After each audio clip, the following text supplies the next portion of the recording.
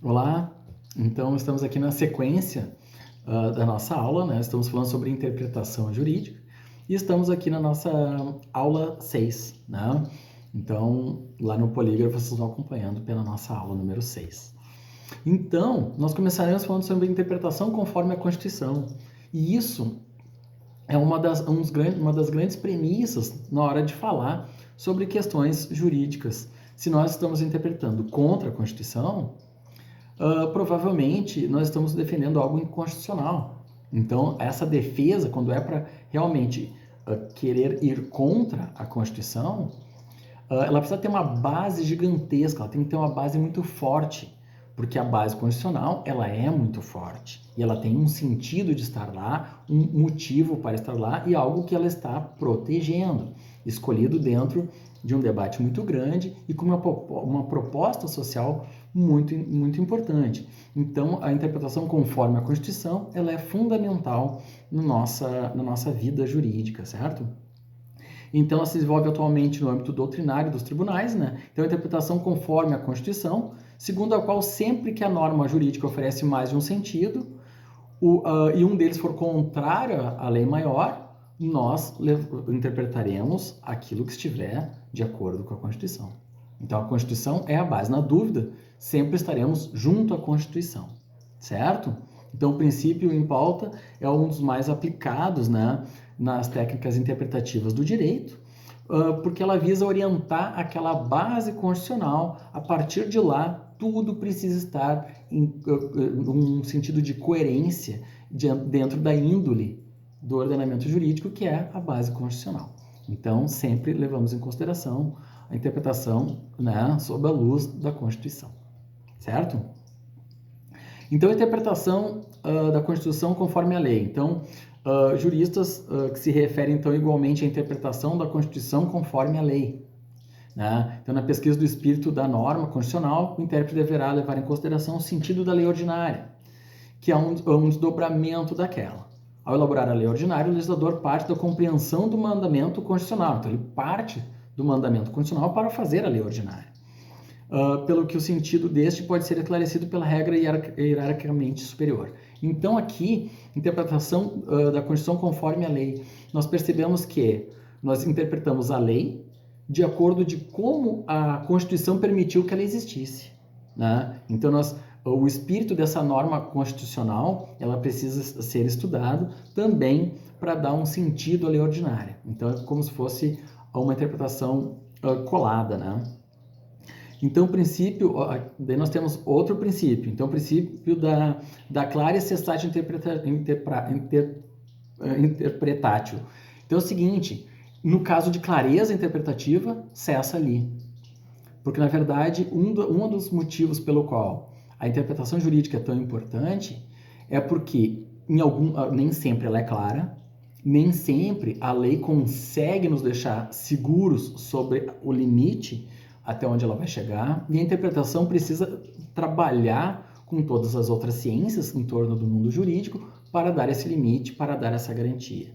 Aqui, nós estamos falando sobre uma lei que, quando ela é clara e ela conseguiu dar conta daquilo que ela propõe, não se precisa interpretar muito além daquilo, porque, na verdade, ela deixou claro. Então, não se precisa torcer o significado da norma quando ela é clara o suficiente, né? E ela está de acordo com o interesse humano naquele momento, respeitando as suas bases, né? Então, na verdade, não é uma limitação interpretativa, mas não se pode usar isso também para impedir uma interpretação, né? Se ela estiver clara, realmente não tem muito o que interpretar. Mas não posso usar esse princípio para dizer não se pode interpretar a lei, do jeito que está escrita ela é. Eu preciso entender a norma que sustenta aquela lei, para daí sim poder dar aquela segurança. E aqui eu trouxe lá no nosso livro, né, o Código Napoleônico, né, porque o Código Napoleônico ele dizia que ele era exatamente o que estava escrito, né, não podia interpretar porque ele se colocava como um código perfeito, né. Então, o próprio Napoleão ele fechou a Ordem dos Advogados na França porque ele dizia que o código dele era perfeito e o advogado que interpretava estragava o seu código, né? Tanto é que ele falava, quando se reativou a Ordem dos Advogados, ele falou, o meu código está perdido, né? Porque ele achava que a interpretação era o grande perigo para destruir as leis. E não, ela é uma boa interpretação, ela é uma garantidora de que a justiça vai ser obtida através daquela lei. A lei não é a justiça. Nós usamos as leis para chegar à justiça, certo? Então, o Savigny, que eu trouxe também lá no polígrafo, ele também fala que admitir essa imperfeição, né, que vamos considerar acidental, ela faz com que a interpretação seja necessária. Então, considerar um remédio, essa interpretação, ela é pertinente, né? E vai diminuir à medida que as leis sejam mais bem feitas e tomara que as interpretações, em algum momento, elas diminuam, porque o sistema fica melhor e aperfeiçoado, né? E aí, passamos para um outro ponto, né? Que é a vontade do legislador, a mens legis, né? E aqui nós falamos sobre o sentido da lei de acordo com a vontade do legislador. Ainda tem algumas pessoas que falam, né, que o legislador queria isso, o legislador queria aquilo. E aí nós colocamos aqui a grande indagação é que sim, nós precisamos entender como essa lei foi feita, de que momento social, histórico e que demanda ela veio cumprir, né? Então nós precisamos entender a natureza jurídica dessas normas para entender como ela chegou até nós e de como ela foi feita e ao que ela veio, né? Qual é a proposta social que ela tem. Porque as leis não aparecem por inércia, elas aparecem vindo cumprir um sentido na nossa vida e ela acontece para vir superar algum obstáculo. E aí, quando se fala o que o legislador queria, nós temos aí alguns problemas. Primeiro, que o legislador não faz a lei sozinho. O nosso procedimento de produção legislativa, ele é coletivo.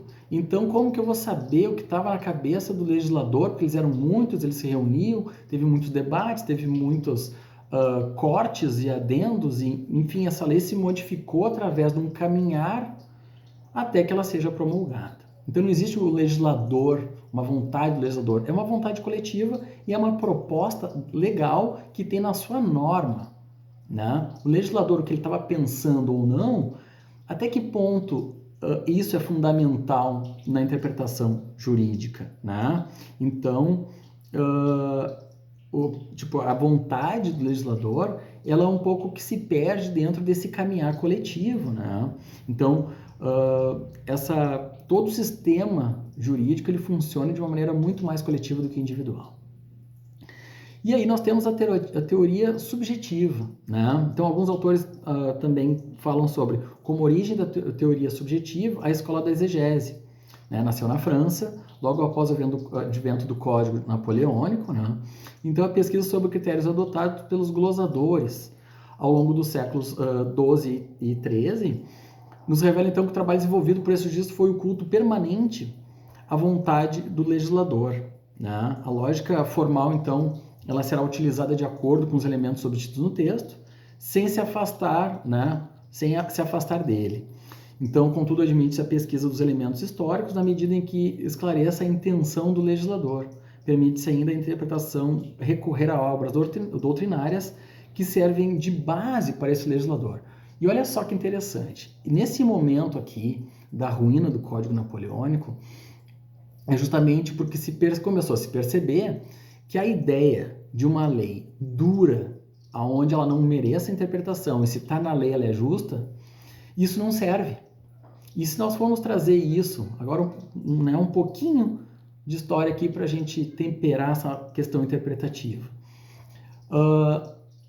Só porque está na lei não quer dizer que seja justo. Eu preciso ver qual é a base jurídica, né? O que tem lá na norma jurídica, o que se defende.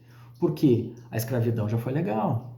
E mesmo na época que a escravidão no Brasil era legalizada, ao redor do mundo ela já era considerada crime, certo? Então, na verdade, existe uma questão de conveniência. Por que naquele momento o Brasil, sabendo que a escravidão era um absurdo, mesmo assim não demorou para dizer que era algo ilegal? Porque o que o terreno social deu de condições para que fosse fértil a ideia de que tu pudesse escravizar, torturar, bater e ter um outro ser humano como propriedade. Então, isso nós precisamos entender. Não só que a escravidão era errada, mas por que naquele momento histórico e aquele terreno social permitiu que essa aberração sobrevivesse durante tanto tempo. Como que se defendeu essa ideia? Ah, mas é a minha mão de obra, se tu tirar meu escravo, tu vai acabar, tu é contra a evolução do país, tu é contra o desenvolvimento da nossa economia, tu é um maluco e tu vai querer destruir a economia do nosso país. O discurso que não queria abrir mão do escravo era esse, tu vai destruir a indústria do país, mesmo porque as pessoas sabiam que era errado. Então, na verdade, o Código Napoleônico, ele impedia que tu tivesse uma interpretação. Isso tudo ruiu de maneira completamente na época do Holocausto, porque o nazismo aconteceu, né, com o código debaixo do braço, dentro das leis propostas lá. Então se percebeu assim, olha, realmente essa lei dura e não interpretável, ela acaba sendo uma arma contra os direitos humanos. Nós precisamos interpretar para justamente garantir, sob a luz da Constituição, a garantia dos direitos básicos. E tudo isso começou dentro de uma percepção da ruína, né, desse positivismo estrito dentro da lei dura, né? Então nós temos também a teoria objetiva. Então essa teoria objetiva, então superada a fase do codicismo, né, como nós estávamos falando, da exagerada valorização então da questão do código, né, começou o processo de aperfeiçoamento da teoria da interpretação. Então a teoria subjetiva foi submetida a uma análise crítica, da qual não logrou êxito, então gradativamente a doutrina foi sendo abandonada a favor da teoria objetiva, que leva o intérprete a pesquisar a vontade da lei, que é justamente começar a perceber aonde essa lei quer chegar, porque ela não é só o que está escrito, ela tem algo que a leva. Por exemplo, se tem uma placa num jardim, tá? E essa placa diz lá, não pisar na grama.